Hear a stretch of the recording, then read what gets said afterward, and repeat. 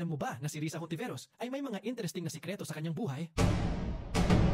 Una siyang pumasok sa Kongreso bilang party list rep noong 2004. Naging kinatawan siya ng Akbayan Party List. Dito nagsimula ang kanyang political career bilang aktivista at Pinaalalahanan daw si Llamas na mas maging maingat sa mga aksyon bilang public official.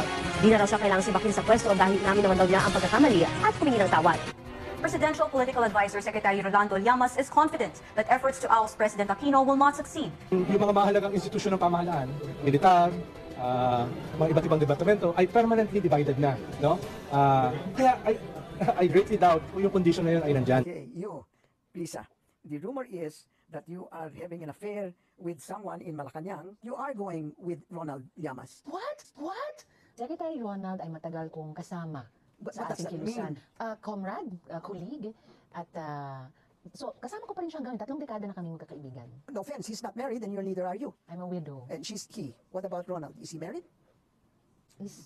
I think How can you know him for 30 years and not know that he's married or not? he's separated. Pangatlong dahilan, ang unti-unting pagmamaniobra at pagsakop ng kaliwa sa pamamahala ng gobyerno at ang kanilang napipitong takeover ng ating bansa. Tila kaya hawak na hawak ni Ronald Llamas at ang kanyang mga kakosa sa leeg at Pangulong Aquino.